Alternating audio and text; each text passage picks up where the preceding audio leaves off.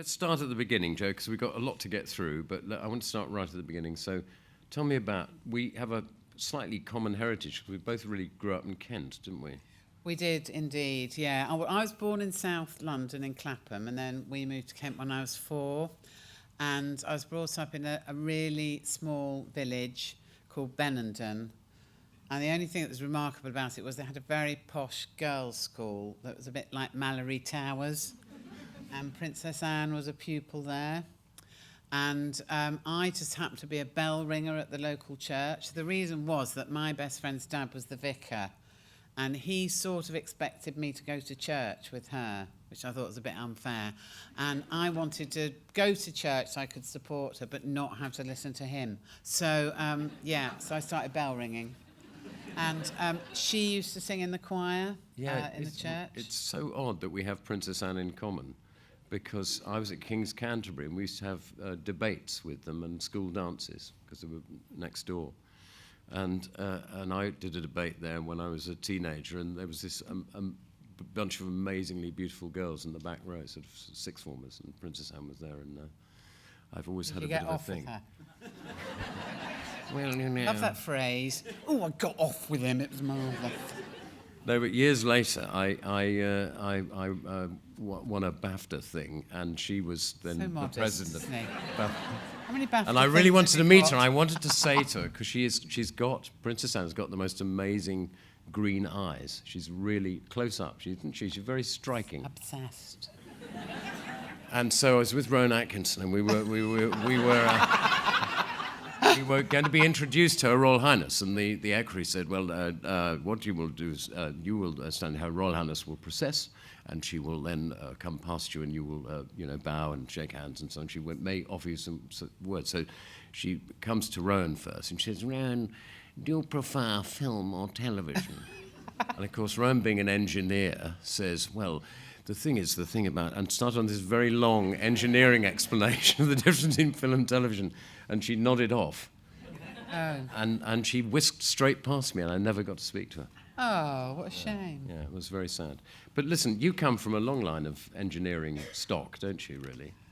Well, I do. I mean, my dad's a structural engineer, Yeah. and my brother's a quantity surveyor. And when I do quite a lot of corporate events that are mainly men.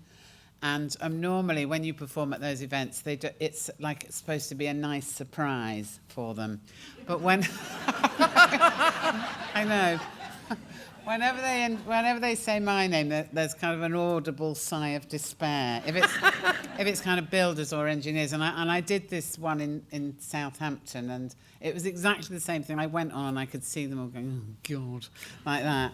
And I said to them, I know you're looking at me thinking I know nothing about building at all, but I know loads about it actually, because my dad's a structural engineer, my brother's a quantity surveyor, and my husband's a fucking plank. So that kind of got it off to a nice start, really. I did ask him about that joke, because I do abuse my husband quite a lot, but I think if they're very rude jokes, I'll say to him, do you mind if I call you a fucking plank tonight, dear? And he'll go, no, you're fine. He's such a nice guy, Bernie. He's not at all like you describe him. He is. The one I read the other day about that you do most of the driving in your family? Yeah, because my husband Bernie never learnt to drive, in my opinion. And you've got to get a few of those in. So women have been we've been told we're shit drivers for so long. It really annoys me. Yeah. I've actually got my international rally driving licence just so I could go like that to people, yeah. So anyway, you had this sort of, did you have a kind of Darling Buds of May kind of childhood? Was that what it was like? Not really. No. Well, it kind of was a bit at the beginning, and then as we got older and it became apparent that my dad suffered quite badly from depression, it sort of turned a bit grim, really. But the first sort of 10 years were quite all right. And you kind of, you left home quite young, didn't you, I think? Yeah, by invitation. Well, I had a choice of carrying on seeing this very unsavoury character I was going out with, or staying at home and not seeing him anymore. So I chose him. And what sort of unsavoury character was he? as a heroin addict, Right. and he was very posh, so that was quite unsavoury. Because I'm a bit of a left-wing revolutionary. But, yeah, he came from a very wealthy family in the Hastings area, and he has a lot of money, and he was just kind of a layabout, and he took drugs, and he drank massively, but he was kind of very lovable in a way, and he would just get involved in ridiculous things. He was in a band, right? They were called Dennis Dogbasket and the Pedigree Chums. And they did one gig, he fell off the stage and broke his leg, and they never worked together again. So that's what I loved about him. He was great. So what did you do for a living then when you were, 16 you left home? Yeah, well, I left home when I was in the second year of my A-levels, and my school very kindly let me go back one day a week to finish my A-levels, and 4 days a week I worked in the civil service, and my job was to pay cleaners every week. That was in the DOE in Hastings. I was very, very boring. And I used to get a bit drunk at lunchtime in the club bar, and I was actually caught dribbling with my face on the desk like that over the Guardian crossword and asked to leave. So, yeah, that wasn't my favourite job. And then Barnardo's, you worked for I Barnardo's? worked for Dr. Barnardo's for about a year, yeah. And in was it a flower nursery, I read? Yeah, I worked in a flower nursery. That was a summer job. That was pulling the heads off chrysanthemums. That was very taxing, yeah. And what was that for? Why did you pull the heads off? Well, I Sure think that was allowed. it was allowed. I think the rationale behind it was to make the middle one grow big, so you pull all the little ones round the side off to encourage a great big middle one. I'm not much of a horticulturist, as you can probably tell. So, and it's obviously famously you became a psychiatric nurse. How did that come about then? You got your A-levels first, though.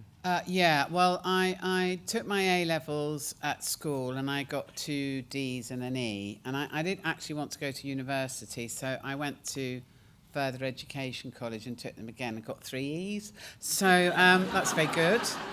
And so what happened with me was I didn't want to do a purely academic course. I wanted to do a course where I could do half the year, academic work and the other half working. And Brunel University, where I went, that is how they are structured. And they had a course at the time that meant you could do 2 terms each year at Brunel and then the summer training as a psychiatric nurse. And that fitted the bill perfectly for me, so that's why I did it, really. Just because of the convenience of that? Well, also because my mum, before she was before she worked in child protection, she worked in a big kind of Victorian psychiatric hospital in Sussex as a social worker, and she used to take us in there all the time. And I think, for a lot of people, the way the press behave about people that have mental health problems, they're certainly used to anyway. They make them all sound like they're running around waving machetes and they're really dangerous. And as we used to go to work with my mum all the time, I didn't feel like that. And it was a job that I thought would be really interesting, and it was. Yeah, I've worked in advertising for years, and I had a friend who became a therapist. He wanted to give something back, and he'd been in AA, and they'd sort of helped him. He had a really, really difficult time when he used to drink and did a lot of terrible things, and he went to AA and they saved his life, and he became a therapist. And I met him a couple of years ago, and I said, how's it going? He said, he's from Derbyshire, so I can't really do the accent, but roughly. He said, I don't mind the alkies, I can help the alkies. I know what it's the fucking loonies I can't stand. So by which he meant not people who are technically mentally ill, but people who keep going to a therapist and refuse to change, refuse to make any changes in their life, and won't admit that it's anything to do with them and that kind of stuff. But so what was the job like? Was it very harrowing as a thing? Did you have laughs? Oh yeah, I mean, but not at that, like, because we just laughed at kind of the stress of it all, really, because I went through, I worked on a drug unit, I worked on the locked ward for people who were kind of very disturbed, I worked with people who had epilepsy, I worked with adolescents, so I had a kind of very general, broad training. And then I chose to work on the kind of psychiatric A&E, which was basically like, like an A&E department, except with people with acute mental health problems. So a lot of them were people who'd been picked up off the street by the police and sectioned for 3 days so that they could be assessed and sorted out. So, and did you do people go back into ordinary life, or are they, once they're been sectioned, do they, obviously people who are sectioned escape again, don't they? Escape, yeah. If we let them. No, well, it's not. It's kind of so much more complex than that. There are people who have chronic problems for life, like schizophrenia, for example. There are people that have brief psychotic episodes, which are similar to schizophrenia, but which are not. And I think it's all right for me to say this because I know he's talked about it. Paul Merton, for example, had a very brief period when he smoked a lot of dope, and he had a quite serious episode and was actually admitted to the hospital that I worked in for a bit. And, he was there for a few weeks and he never got ill again. So it's very much dependent on individuals, really. A lot of psychoses are drug-induced, and it's kind of very complicated, really.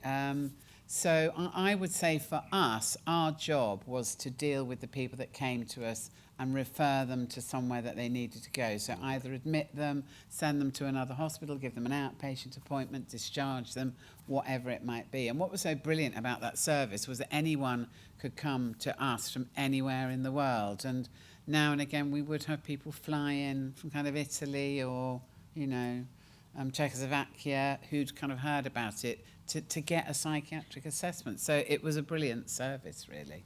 I mean, it's just something that people, unless they've got direct personal experience, they don't have. They think it's all one flew over the cuckoo's nest, don't they? I mean, that's... Yeah, they do. And one flew over the cuckoo's nest, the 1950s, and in America, which is actually very different. A friend of my mum's who's a psychiatrist, he met people that were in hospital in the States in the 50s, and they had permanent marks on their wrists from iron shackles, which is just like so medieval, isn't it? And even then, over here, it kind of wasn't that bad. And the impression is given in One Flew Over the Cuckoo's Nest that they use ECT, for example, to punish someone that's being annoying. And, over in this country, that, again, I don't know if they did in the States ever use it in that way, but it was certainly something that, if targeted in the right way, is extremely effective. But the problem was it was too broadly used, and so it gained a bad reputation. So just really interesting. I think we might come back to this, but so you did 10 years, and then what led you to becoming a stand-up? That's quite a big shift, isn't it? It is, in a way. I mean, before I became a nurse, I'd always thought about doing comedy, and I didn't know... Were you, like, funny at school? I don't know. You'd have to... When my dad was asked by a journalist whether I was funny, and he went, no, she was really grumpy. That's my dad, always guaranteed to support me. Actually, my poor dad, my dad died in February, but he was like a very old-fashioned throwback. When I first started doing comedy, he said, what do you wear when you go on stage? And I went, well, I just wear what I normally wear. And he went, don't you wear a hat? What does that mean? I don't know if he thought I was like Max Miller with a trilby, or I don't know.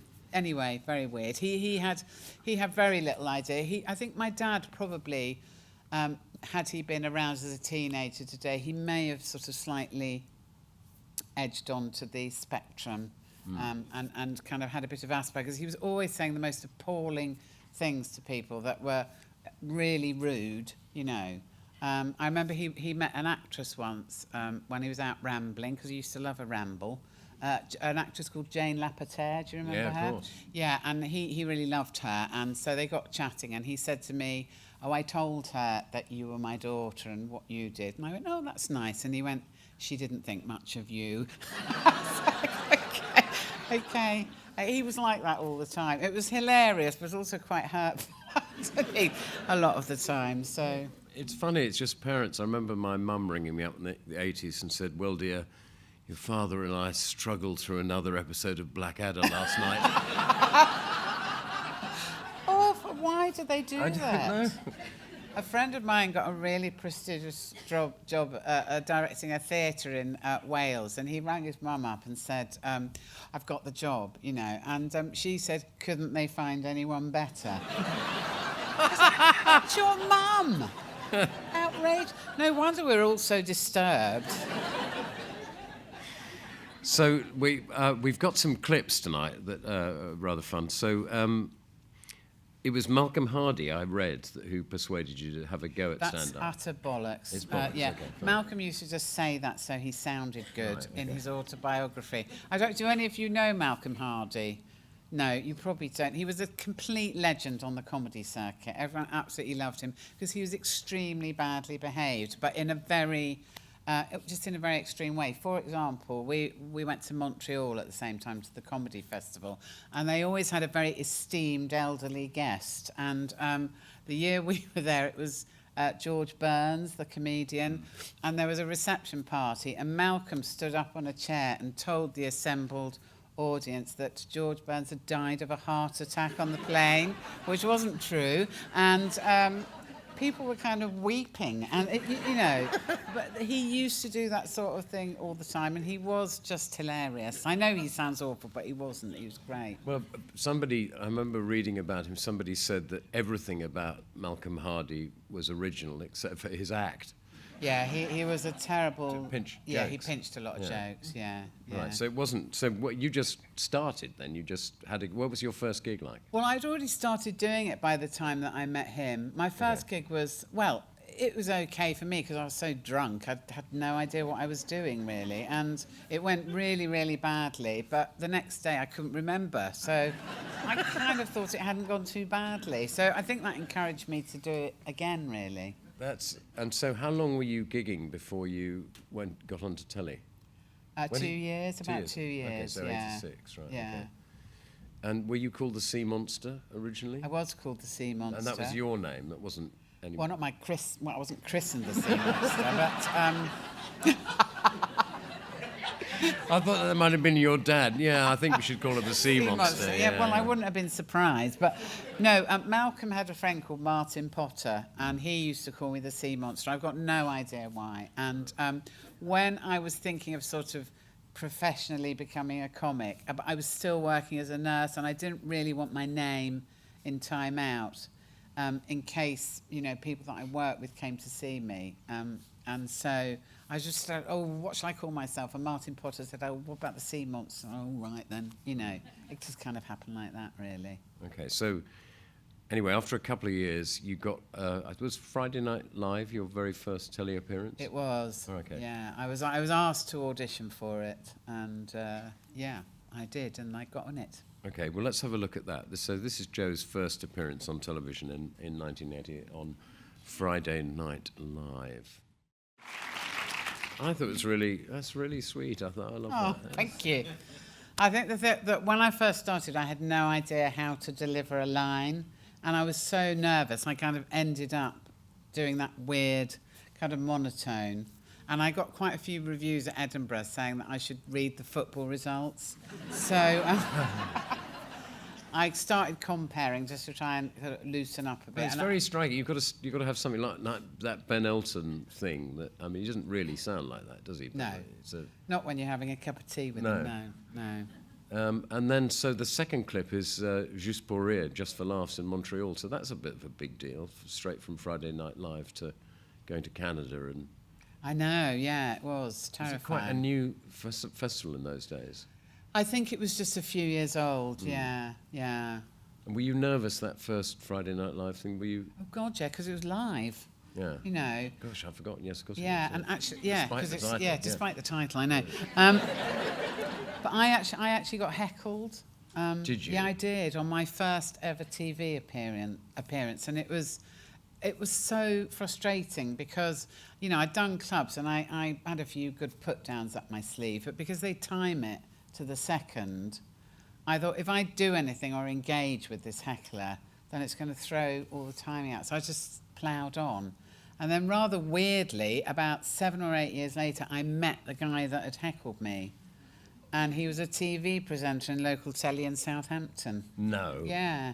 And he said that what happened was he'd been sacked that day, and he just decided he was going to disrupt a show and heckle someone.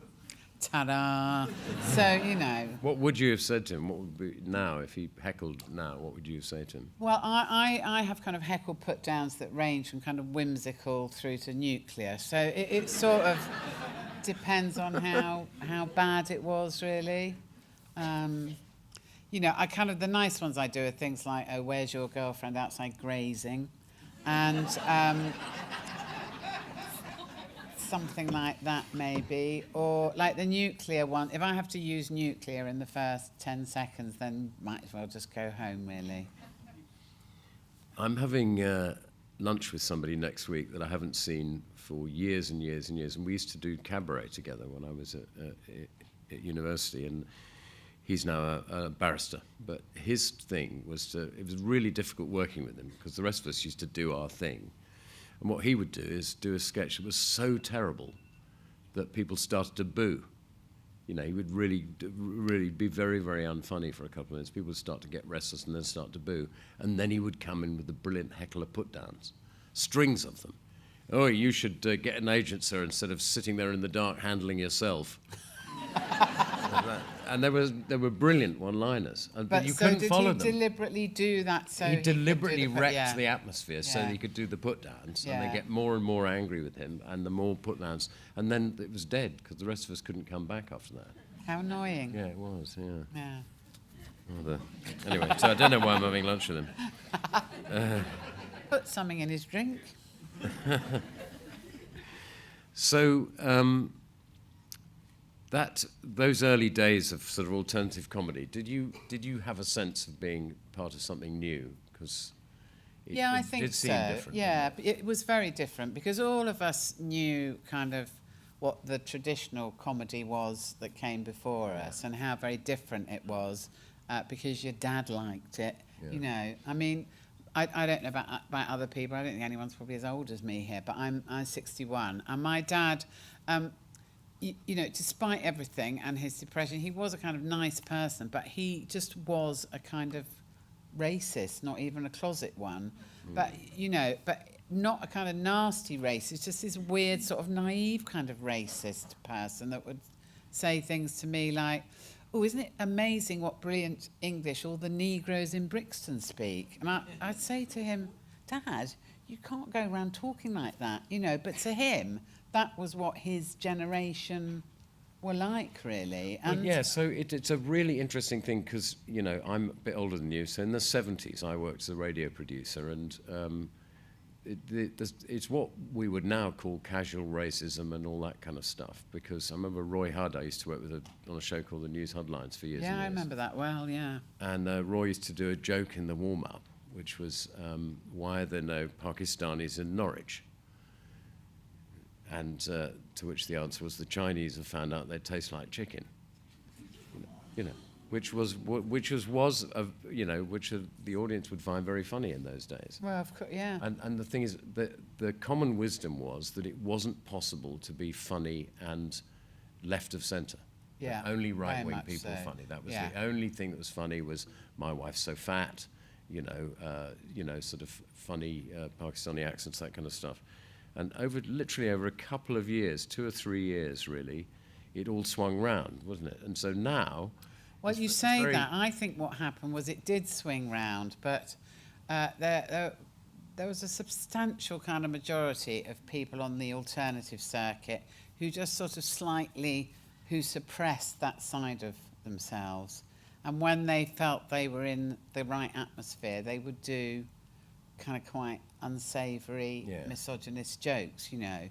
And also there was like the entire kind of older generation who still wanted the sort of humour, you know, of the sort of Jim Davidson type that they'd always been used to. So that there was a constant kind of my battle. point was that, you know, again, you know,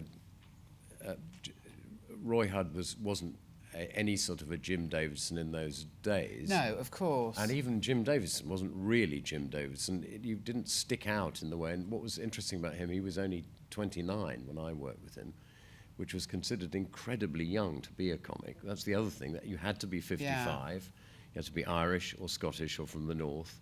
There was no other way of being a stand-up. And suddenly everybody was very young and from a slightly different political perspective, weren't they? So. Oh, absolutely, yeah. When you saw, did you ever go to the Comedy Store on the comic strip? Did you ever see Alexi Sale and? Oh yeah. No, I started doing the Comedy Store kind of 1988ish, I suppose. Okay. Yeah. So I did. Yeah. So who else would have been on with you on a sort of similar bill? Julian Clary, Mark Thomas, David Baddiel, Jenny Lecote, Jenny Eclair. Yeah. Amazing, isn't it, how many people started there, really? Yeah, absolutely. Okay, so there's a big sea change in comedy, and it was something that also was happening in a little bit earlier than that, sort of well around the same time in the 80s in telly. But let's have a look at some of these,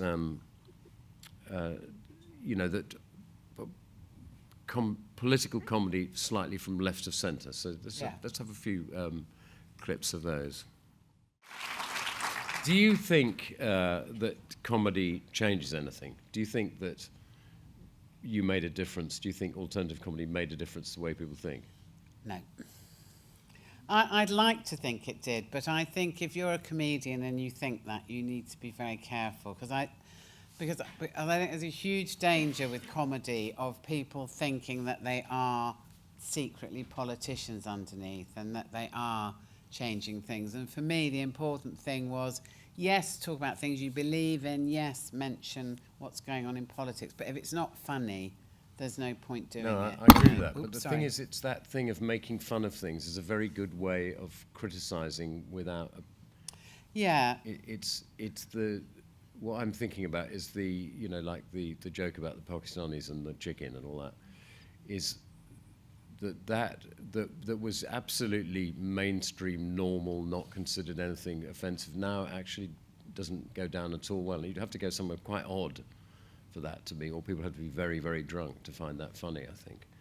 And I think that the sort of stuff you're doing there in those clips is that you're pointing out things that people haven't really said before. It was really quite innovative what you were doing, I think, and saying things that women were certainly not supposed to say. I mean, when we think of female comedians before alternative comedy came along. Well, there weren't really very many, were there? Well, talk about Phyllis Kane. Diller, for Marty Kane, yes, absolutely. But it was like the equivalent of, my wife's, not that she was good, but no, I'm just thinking that whether, I'm not sure directly political comedy does, but that sudden swing round that actually you can be funny from a different perspective. Now it's very difficult to go the other way round, isn't it? Yeah. Think of a very right-wing comedian like Jim Davidson can't, I suppose he can get work, but I'm not quite sure where. Dubai. Oh, right. Oh, is that where? Oh, he lives out there, I think, doesn't he? So, yeah. I think there are there are venues, aren't there, like the Circus Tavern, where that they have very sort of traditional comics on there. So there are little pockets of what you would call traditional comedy all over the place. And I do think, people that live in big metropolitan centres like London do tend to get a bit complacent and don't really know what's going on outside a lot of the time. I mean, my mum lives up in Shropshire, and if you go to a newsagent's in Shropshire or Herefordshire, there's like one Guardian and 47,000 Daily Mails. And so it's a very different attitude there, really. Yeah. So I read this, when I was looking into these things, I read a rather good interview with you by a guy called Ben Thompson in The Independent in 1996. Do you remember that? Yeah. Yeah, okay. I do. Yeah, I think he was really nice. What I remember is he was really nice about Drudge Squad, which was the sort of police procedural bit of Through the Cake Hole. Oh, yeah, okay. And I really loved doing that, so I was really pleased that he was kind about it. I'm going to come to that because this is a great quote. It says, talking to this extremely amiable woman, it's hard to keep a grip on the fact that there are people who regard her as some kind of cake-eating antichrist. Which is, I think, do you actually like cake? No, not really.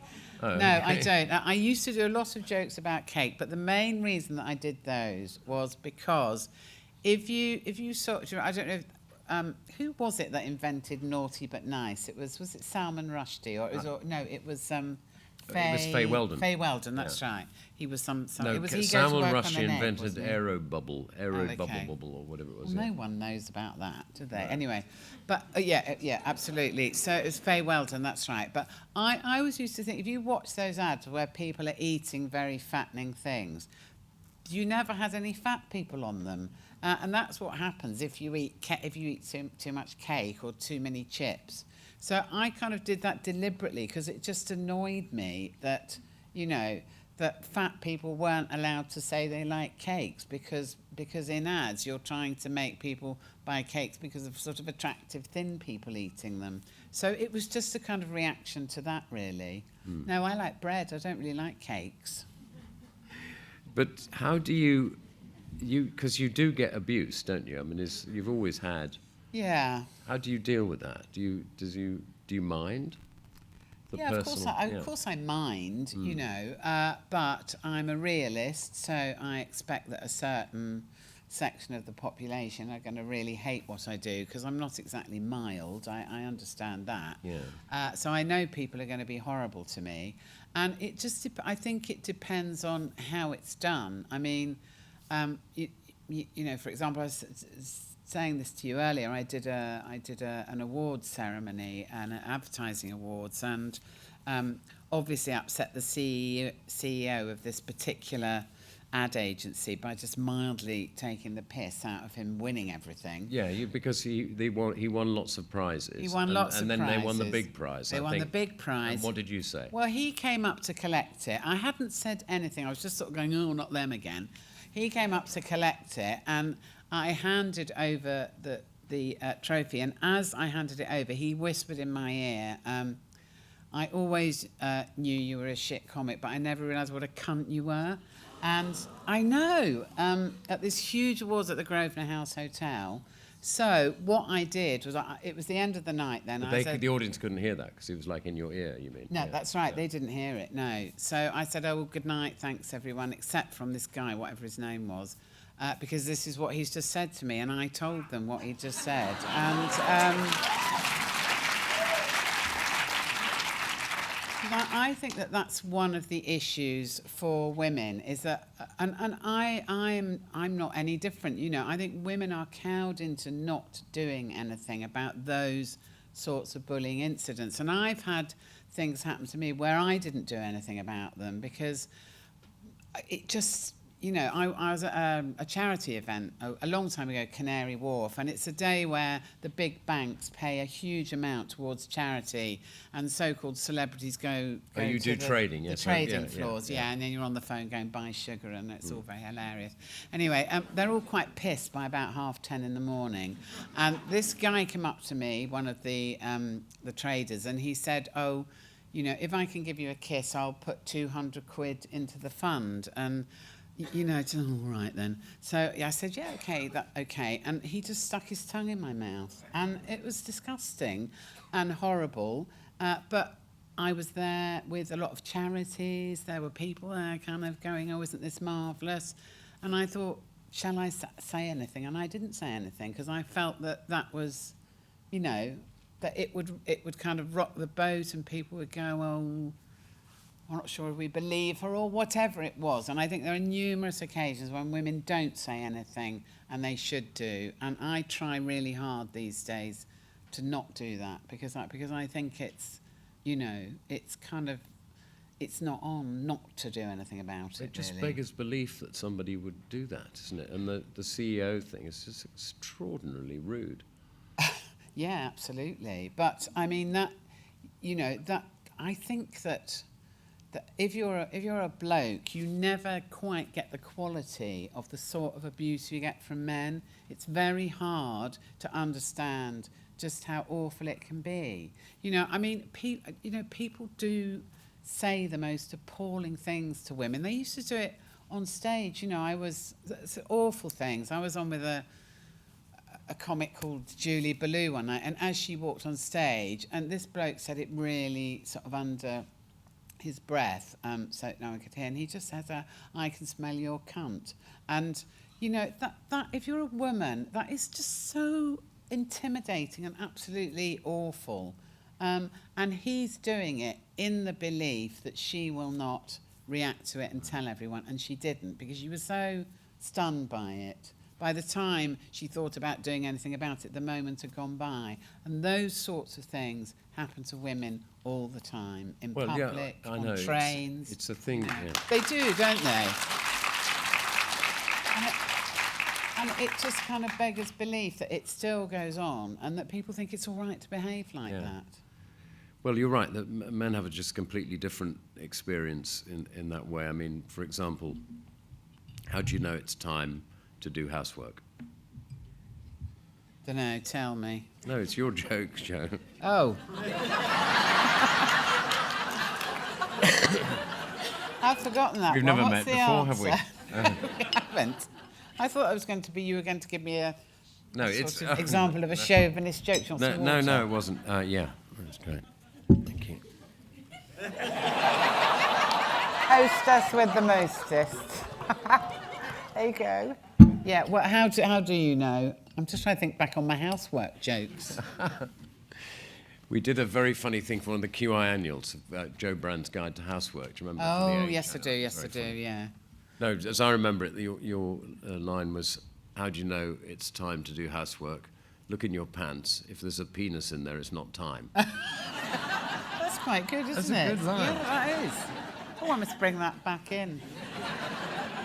So again, if you read the press, I've read some nasty things about you, but oddly enough, it's not my... Have you? Who said... Yeah, No, but I mean, I know, yeah. Especially below-the-line stuff. But we worked on a thing together called Comedy Box, which is an attempt to do a British version of Funny or Die, sort of online. Do you remember that? Yeah.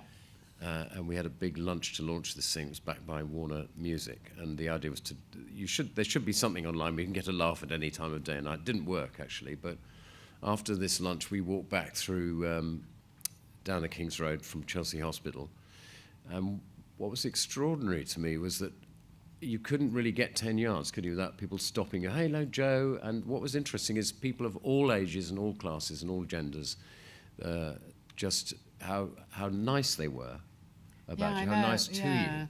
It always the only other me. person I can think of who's like that is Lenny Henry. It's the same thing. Wherever you go with Lenny, hey, Len, hello, man. Yeah.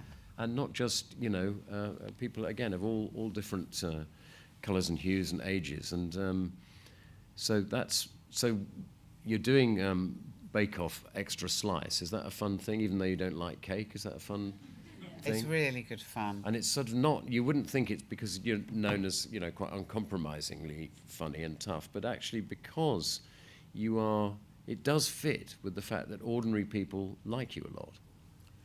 Well, thank you for saying that. I mean, I think one thing that's difficult if you're a performer is, you get put into a box, and if you feel like stepping outside it, as everyone does, because everyone's an individual who doesn't, fit a kind of a tidy description of themselves. Yeah. Because obviously I was, for a long time, I was a fat man-hating lesbian for quite a long time. And then I got married, and I was quite nice then, because I'd been tamed by a man. And that's certainly before I got married, the Daily Mail, oh my God, they papped me and Bernie going about our daily business, and underneath his photo they put 12 stone and softly spoken. I've no idea how they knew how much you weighed, but anyway. And underneath mine they put 16 stone loudmouth. And obviously they could not believe that someone like him, who was softly spoken and only 12 stone, would like to get married to someone like me. So, it's kind of never ending, and it is hurtful, but there's a way of dealing with it. which is just that you have to accept a proportion of people are going to be like that, you know. I think sometimes the press do get it horribly wrong in terms of their perception of what they think, you know, ordinary so-called people think. I remember when QI started, we had this piece in The Sun saying that Sun readers vote QI their third most hated, one of the three most hated programs on BBC, on television, along with Mastermind and University Challenge. And believe it or not, they were deluged with letters from Sun readers saying, Good. we really like QI, we think it's really funny and interesting, and so they had to retract it. Good. So same with you. It's not what people, they think, oh, everybody thinks she's a fat lesbian, and that's not what they think. They relate to you very easily. So, but anyway, just going back to the I more... still think I'm fat, though. But I don't mind that. Well, I'm going to share with the audience, what's your... What? Another great Joe Brand line, it's one of my favourite lines of all time. I think I might be anorexic, because anorexics look in the mirror and think they're fat, and so do I. I don't know. I don't think that's tasteless to anorexia, is it? Is it? Would you not do it? Now you wouldn't do it. No, I probably would do it, but I have spoken to a couple of people who were anorexic who didn't find it, who found it upsetting. And actually, the point that I made was, you know, that I wasn't actually having a go at anorexics. I was having a go at yourself, myself, of course, and yeah. using that kind of well-known, almost a cliche about anorexia, which is not necessarily true about everyone with anorexia. But on the other hand, I said, you know, I'm sorry if I've upset you, because I don't particularly want to upset people, and I try not to, but, you know, occasionally it happens. Okay, well, let's have another clip, because this is more, this is some of your really good stuff from the 90s, late 90s. Joe Brand Through the Cake Hole. It's a bit of a hit for Channel 4. Let's have a look at a couple of these. So, I never saw, in the 90s, I was a commercials director. I didn't watch telly. I was all over the world shooting ads, and I only really watched the commercial breaks to check out what's going on. So missed all that stuff. Yeah. But it looks really funny Through the Cake Hole. And I was reading a story about a thing you did, a sketch with a bunch of real-life amateur dramatic society. Can you explain that? Well, what we did was we found an amateur dramatic society in a little village in Hertfordshire, and they were mainly kind of women in their 60s and 70s, and we got them to do films at the time that were controversial. Like, for example, they did Boys in the Hood, which was obviously an American film about gangs. Yeah. And Reservoir Dogs, they did that as well. And the thing that was so great about it was that, first of all, they absolutely loved doing it. And one of the women said to me, oh, God, what's my son going to say when he sees this? You know, they were all sort of like this, or the vicar's going to be mad at us. But actually, they really kind of got their teeth into the swearing. What's some of the lines? What were they saying, things like? I was just trying to think what the reservoir. It was just a lot of kind of you fucking wank. Do you know? It was really kind of sort of full on stuff, and it just we staged it in a village hall, so it looked like it was a play, and we had someone playing the piano in the background, like the theme tune. It worked so well. And they enjoyed saying motherfucker a lot. They did enjoy saying motherfucker a lot. And I suspect they went on saying it a lot after we stopped filming. I remember, for some reason, the last song in Not the 9 O'Clock News is a thing called the Cunnilingus song. I remember that. Yes, indeed. And somehow I managed to persuade my boss that it was really called the Kinda Lingers song, the memory Kinda Lingers. So it did actually go out on air. You know, goodbye is too hard a word to say, so let's just say cunnilingus. And it was the most embarrassing that's ever happened to me in a television studio. I really, it was Richard Curtis's idea, not mine. It's nothing to do. He wasn't the sentimental old floppy he is now. Anyway, this went out amazingly. We didn't get any complaints. And the week afterwards, my sister got married for the first time. And we were at home in Essex, and there were all these, little old ladies making the sandwiches at home, and somebody said, "Did you see that? Not the 9 o'clock news last night?" She said, "Yeah." She said, "Oh, I love that." She said, "I love that kind of lingers." She said, "I love kind of lingers, don't you?" And that's the thing. You make the mistake that one of the divisions, gender and diversity and so on, but actually age is one of them. People don't totally lose their agree sense with of you. humour, or I totally you sort of agree. think that people over 70 have never had sex and don't know anything about it. And don't have never heard any swearing. Yes, absolutely. Yeah, It's weird. absolutely.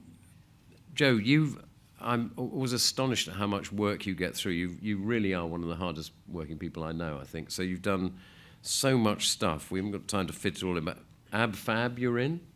Yeah, but really briefly. What were you in that? I was Carmel, I think I was the travel writer.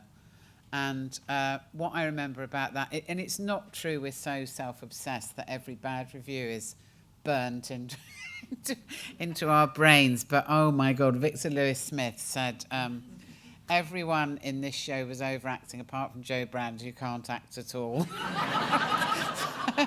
And actually, to be honest, he kind of was right. I'm not a big fan of his, but on that occasion, it was embarrassingly bad. So Gary Bushell, you mentioned in the clip from Yeah. Cake Hole, that was the Sun's gossip editor, was he? Was that who he was? Like he was the TV, showbiz, the showbiz TV editor, yeah. kind of critic, yeah. And so, never mind the Buzzcocks you did, and Yeah. Have I Got News for You, and Would I Lie to You, and all those. Yeah, I What's love your doing all favourite? those. What are your favourite panel games? Obviously QI, Yes, John. obviously. Yeah. I think you were at one point the most frequent guest on QI, apart from Alan. weren't Sean you? Locke, wasn't it? Yeah, well, yeah. yes, Alan aside, because he's the most frequent guest, obviously. Yeah, that's right. Absolutely. I was very pleased about that. Yeah, that's one of my favourites. I love Have I Got News for You, and I love Would I Lie to You. You've done guest and presenter on Have I Got News for You? Yes, yeah. Which is the best job of those two? Well, I prefer hosting it because you're kind of accorded some natural authority, so it's kind of gives you a bit of confidence, really. I mean, I've done it going back a long way, and I remember offending Frank Boff really badly. Like, how long ago is that? When was that scandal? That's a long time Was it ago. 80? I don't know. 8, 9, anyway. Yeah, because obviously it had been set up, but I don't know if you remember him, but he was a presenter on a very kind of like family daytime show, and he was caught out sort of in a sex scandal, like, wearing stockings and suspenders and that. And of course a picture came up of him, of legs with stockings and suspenders, and just by the by, Ian Hislop in the makeup room said to him, "I think it's really brave of you to do this show." And he went, "What do you mean?" It's like, oh dear. And then these stocking legs came up, and I said, "Is that you, Frank?" And he went, "I have never been so insulted in all of my life," and really lost it with me and refused to talk to me for the rest of the evening. But I didn't realise that he was coming on thinking, "Oh, they weren't meant to." So weird, isn't it?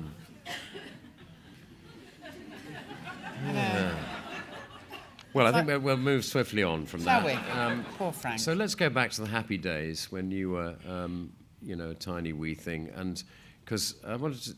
This is your selection of people who influenced your sense of humour, yes? Yeah. Should we go back to those? Let's look at Yeah. this. Here's some people that Jo liked when she was growing up. She was so good, wasn't she, Victoria? She was, and she was kind of really unique as well. I think she was just ploughing her own furrows so many years before anybody else of a similar, sensibility got going. She just did it all on her own. Absolutely on her own. An amazing output, extraordinary. Yeah. Amazing song, very sad.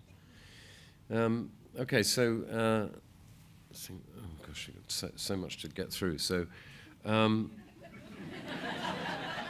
there's just an amazing number of clips. That's all. So I don't want to We'll miss some of them miss out something if you out. want. No, I want to. Okay.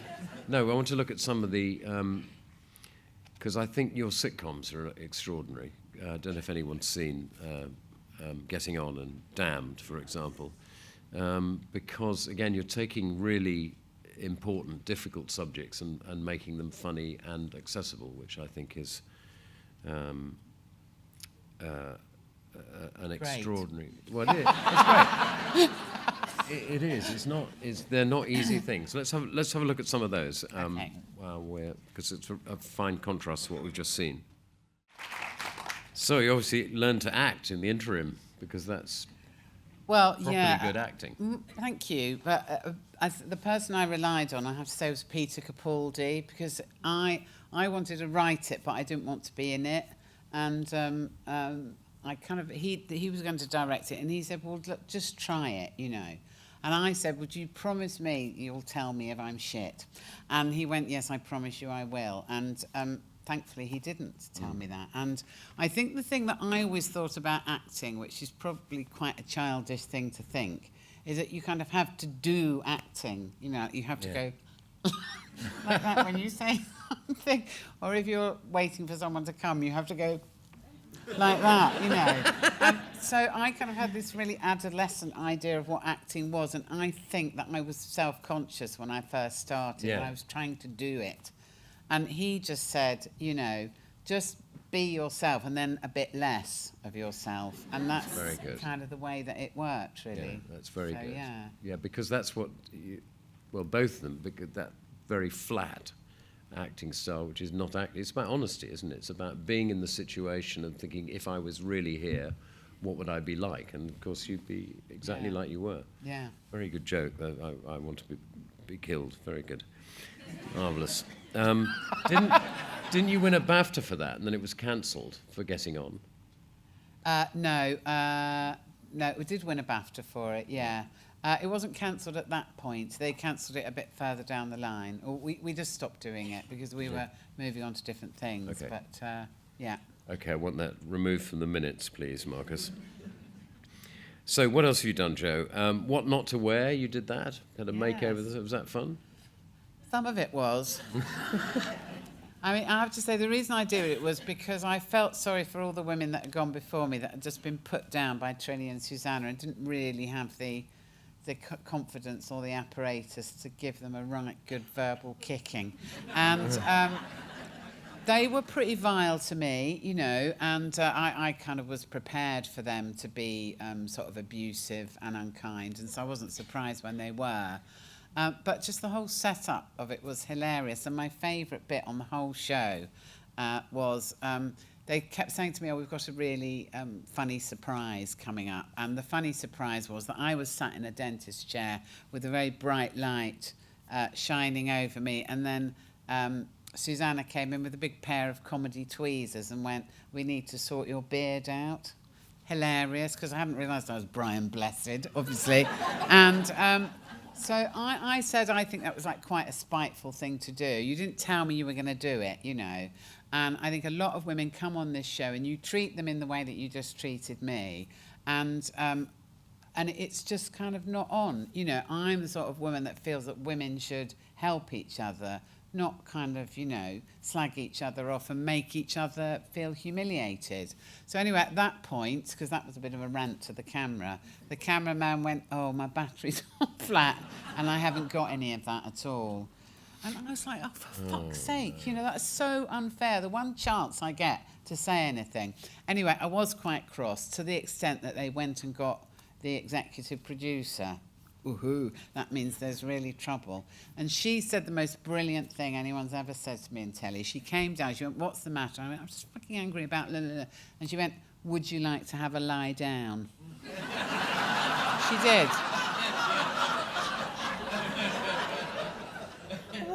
What sort of human resources training has she been on? It's like, what the most bizarre thing to say to anyone. And what does that actually mean about what she thinks, like, so-called celebrities are like? It's, like, so weird. Anyway, I didn't have a lie down, you'll be pleased to hear. All right, so I don't know how to follow that. That's a good it's noise, terrible. wasn't it? So what else have you done? Let's dance for comic relief, and Yeah. let's walk for sport relief. Let's have a Yes. quick look at those. Oh, okay. Well, You can tell that Greg, my trainer, really fancied me. He was only saying I was morbidly obese to throw people off the scent. I remember seeing you just after that. That looked absolute hell to me. It's good for you for doing that. I mean... Well, actually, I loved a lot of it. Did you? I did, yeah. I love walking. I am not very fit, but, you know, I kind of got fit enough in the training that I did. I mean, Greg, my trainer, one day he made me go, like, from the road up and down Primrose Hill 10 times without stopping, right? And I was saying to him, what's my maximum kind of heart rate? Because I don't know if you know how far up you can let your heart go. It is 220, I think, minus your age, right? So let's say I was 60, then it would be 260.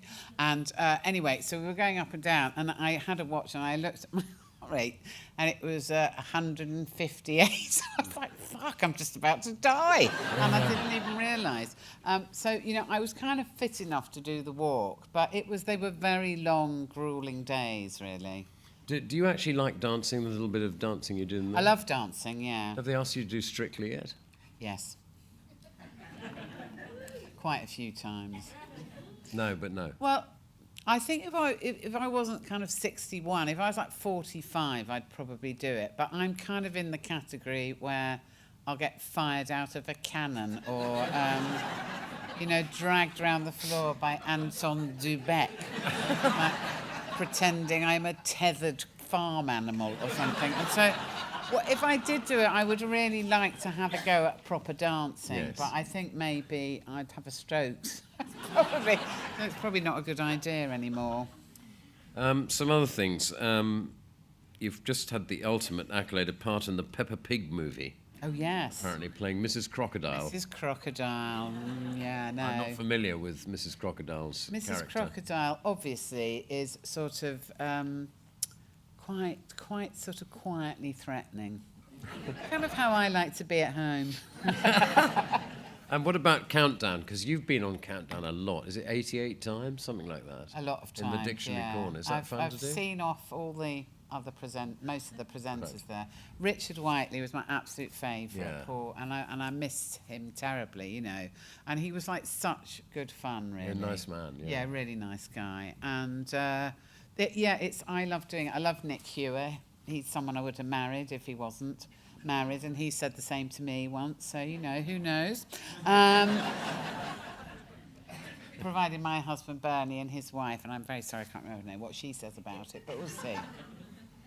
Okay, so one last, we're miles out of time, we're over time, and I want to get a few questions in. So let's just have a look at this last set of clips so that they can... So this is about some other things that you've done. Hooray! Joe, so 3 novels, 2 comic history books, a movie, what's The More You Ignore Me has just come out. Yeah. Amazing. And your latest book, Born Lippy, How to Do Female, which is a book of advice. Yeah, it's not serious, though. So if you read it, just ignore everything in it, because it's meant to be funny, you know, above everything else. And it's kind of, because I've got teenage daughters, I've got a 16-year-old and a 17-year-old, and I'm kind of, because I had them when I was quite old, I'm sort of their grandma and their mum as well. And so I've sort of tried to kind of offer advice that I think is useful. Like, for example, you know, a lot of people are worried about their kids watching pornography on the internet. So my solution to that is to say to your kids, let's all sit down and watch it as a family.